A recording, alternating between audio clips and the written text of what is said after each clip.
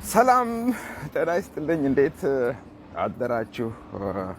ወል እኛ ጋር እየነጋ ስለሆነ ነው። 12 ሰዓት ከ45 ደቂቃ ይላል እዚህ ቶሮንቶ። ኢትዮጵያ ኦልሬዲ ከሰዓት ነው። ምሳ በልታችኋል? እንደ የመጣሁት እንኳ እዚህ ዊኬንድ ላይ በአካባቢያችን ስላሉ ዝግጅቶች ማስታወቂያ መረጃ ለማካፈል ነበር። ነገር ግን በዚህ ከሰኞ እስከ ዓርብ ኦልዌይስ ወደ ስራ እንደምታውቁት ደርሶ መልስ በእግሬ ነው፣ አንለስ የጠዋት የኮርት ጉዳይ ከሌለኝ በስተቀር።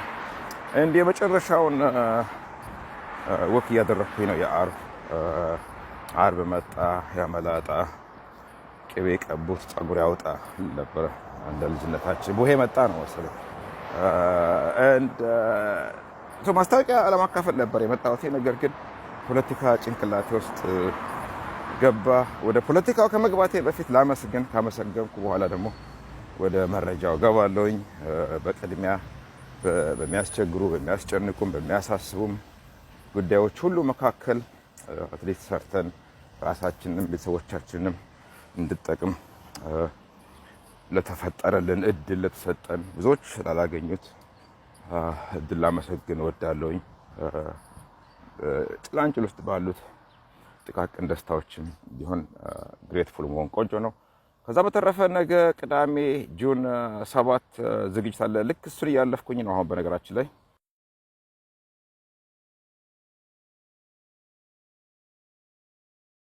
ይሄ ኢስት ሊን ፓርክ ይባላል እዚህ ጋር። ነገ ከሰዓት በኋላ 5 ፒኤም ላይ የአቢሲኒያ ሶከር ክለብ ሎንች የሚደረገው እዚህ ጋር ነው።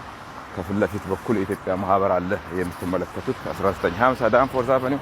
እንደ ኤግዛክትሊ እዚህ በተቃራኒው 1949 ኢስት ሊን ፓርክ ላይ የአቢሲኒያ ስፖርት ክለብ ወንድማችን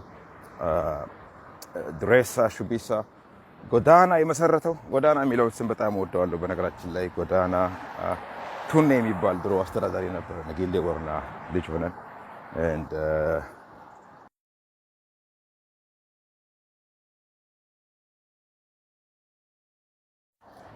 ጎዳና ገልገሎ ገባባ ፈጣሪ ብሎ እድሜያችን እንኳን እየገፋ ነው፣ አይታወቅም።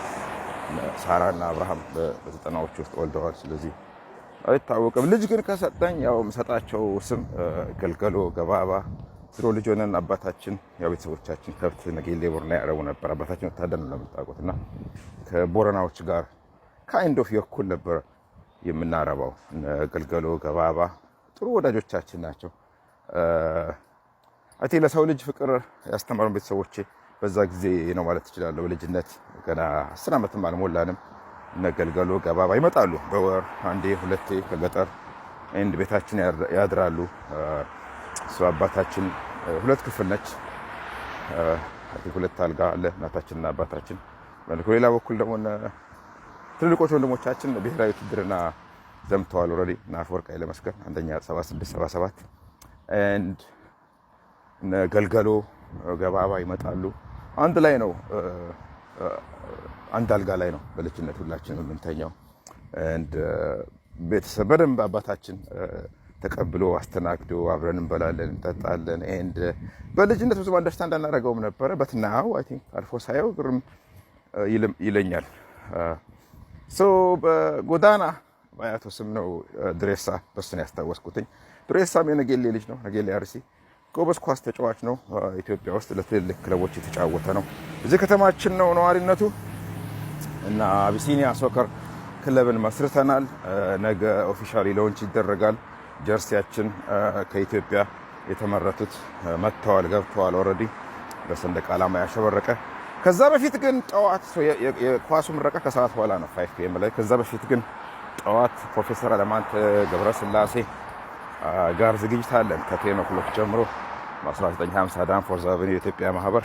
ስለዚህ የምትችሉ ሰዎች ተገኙ፣ ማትችሉ ላይቭ ለማስተላለፍ ሙከራ እናደርጋለን። ፕሮፌሰር አለማንተ ገብረስላሴ ባለፉት 50 ዓመታት በኢትዮጵያ ፖለቲካዊ ሂደት ውስጥ ትልቅ አሻራ ያላቸው ሰው ናቸው። ከድሮ ከመሬት ላራሹ አዋጅ ማርቀቅ ሂደት ጀምሮ ነዋሪነታቸው አሜሪካ ነው።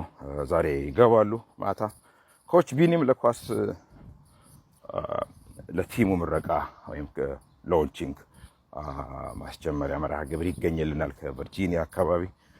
ኮች ቢኒ እንደዚሁ በጣም ትጉ ወንድማችን ነው። ብዙ ወጣቶችን ይዞ የሚያሰለጥን ቨርጂኒያ አካባቢ ከተገፉት ቲሞች ውስጥ አንዱ ነው እሱ። ከዛ በተረፈ ዛሬ ማታ ዋዜማ የሰከላ ባንድ ሙዚቃ ዝግጅት አለው። አጌን ዋዜማ ሬስቶራንት ምሽት ላይ ተገኙ። ሜላት መንገሻ ደግሞ ሂሩት ጃዝ ትጫወታለች። ቀደም ብሎ ምሽት ላይ ከ8 እስከ 12 ነው። ቡክ ብታደርጉ ቆንጆ ነው። ሂሩት ጃዝ ዩዥዋሊ ፉሊ ቦክድ ነው። ስለዚህ ዘግታችሁ ከሄዳችሁ ቦታ አታገኙም። ጃዝ የምትወዱ ሰዎች፣ ቁጭ ብላችሁ ማጣጣም የምትፈልጉ ሰዎች ሂሩት 2050 ዳንፎርስ ላይ ኢዝ ዘ ራይት ፕሌስ ኤንድ ኦኬ። ሞፈር ጋር ደርሻለሁኝ። አሁን ሞፈር ጋር ገባ ብዬ ቡናዬን አነሳለሁኝ። አብራችሁኝ ቆዩ።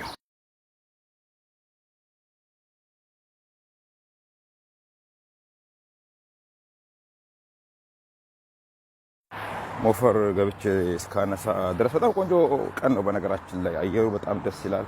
ነፋሻማ፣ ከፊል ዳመናማ፣ ትራፊኩ ብዙም ክራውድድ አይደለም። የወፎች ጫጫታ ሁሉ አለ። ቀደም ሲል እንደውም ወደ ክራውድ ውስጥ ገባሁኝ እንጂ ስለዚህ ቶሮንቶ አካባቢ ያላችሁ ሰዎች ወጣ ብላችሁ ወክ አድርጉ፣ እስቲ ኢንጆይ አድርጉ። አልጋ ውስጥ ሶፋ ውስጥ ከምትጆቦኑ ወጣ ብሉና ተንቀሳቀሱ። ለጤና በጣም ቆንጆ ነው። በዛ ነው ይሄ ቁመና የመጣው በሱ ነው። ብዙ በሳምንት 18 19 ሰዓት ወክ እያደረግን 2-3 ሰዓት እየሮጥን ጠዋት ሩጫችን አለ። በነገራችን ላይ 260 ዶርስ ሮድ ላይ ቴይለር ክሪክ ፓርክ ውስጥ ሩጫችን አለ 6 AM ጀምሮ። የምትፈልጉ ሰዎች 6 AM ላይ ኢን ዘ ሞርኒንግ ኑና ተቀላቀሉ። ፈራችን ኩራታችን እንኳን ተከፈትክ በመንገዳችን ይጀመራል ባንተ ቀናችን ብዬ ቅኔ ተቀኘሁለት። እስቲ እንግባ ወደ ውስጥ። ሞፈር ኮፊ ፀሐይዋ እንዴት ደስ ትላለች። ይሄ የኮክስዌል እና ዳንፎርስ ቅርንጫፉ ነው። ኦኬ ከሞፈር ኮፊያችንን ይዘን አሁን ደግሞ ወደ ላቪጋን እየደረስን ነው። በነገራችን ላይ የሙዚቃ ዝግጅቱ ዋዜማ ብቻ አይደለም፣ ሌሎቹም ባሮች፣ ሬስቶራንቶች ጋር አለ። ላቪጋን ገኔ ይጫወታሉ። አሮንም ተጨምሯል ትግርኛ እንደ ዳያመልጣችሁ። ዳጊ ነው ኪቦርድ ላይ፣ እነ ቶፊቅ አሉ፣ እነ ጥሩ ድልም ተመስገን አለ። ዌስት ላሊበላ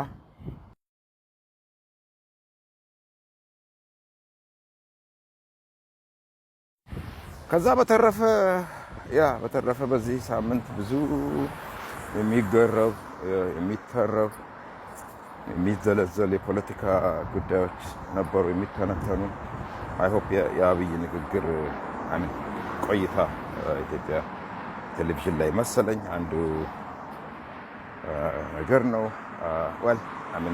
እሱን ለማየት ትዕግስት ያላችሁ ሰዎች በጣም እጅግ በጣም አደንቃለሁ። እዛም እዚህም የተቆራረጡ ንግግሮችን ተመልክቼ ነበረ። በጣም ያሳዝናል። በጣም ፈጣሪ ምን አጥፍተን እንደሚቀጣም በዚህ ሰውዬ አገዛዙ አንድ ነገር ነው። እንደገና ንግግሩ ብዙ ነገሮችን ማንሳት ይቻላል። በተለይ የኢትዮጵያ መሪዎችም ፖለቲከኞችም ይሄ ሁሉንም ይጨምራል። ተቃዋሚዎችንም አሁን ልደቱ በጣም ወዳጄ ነው፣ አድናቂው ነኝ።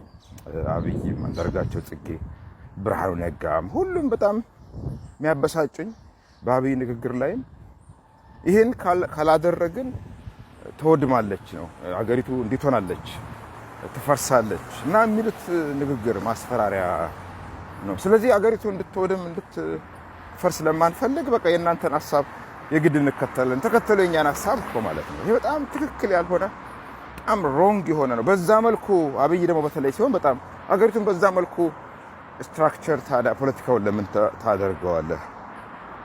እንዳትወድም የግድ ብልጽግናን ተከተሉ፣ እኔን ምረጡ፣ ከኛ ውጪ ከሄደች ሁሉ ኢህአዴግም ይሄን ነው ኮስል የነበረው አገሪቱ ከልጅነት ጀምሮ ኢህአዴግ በ1980ዎቹ እርሊ ሲገባ ሪመምበር እቺ ሀገር እኛ ባንመጣ የብሔር ብሔረሰቦችን ፌዴራሊዝም ካልተከል እንደ አፍጋኒስታን እንደ ሶማሌ ትሆናለች የሚል ንግግሩ በጣም ትዝ ይለኛል። እና ይሄ ትክክለኛ ያልሆነ አነጋገር ነው። ሀገሪቱ እንድትፈርስ ስለማንፈልግ የግድ እናንተ እንከተላለን፣ እናንተ ተከተሉን ይመስል ጦርነት ያንዣበበ ነው። በሱና በሌሎች ጉዳዮችም ላይ አደባባይ ሚዲያ ላይ ዛሬ ምሽት እንገባለን። እስከዛው ድረስ በያላችሁበት መልካም ዊኬንድ ይሆንላችሁ። የዛሬና የነገ ዝግጅቶችን እንዳትረሱ። መልካም ቀን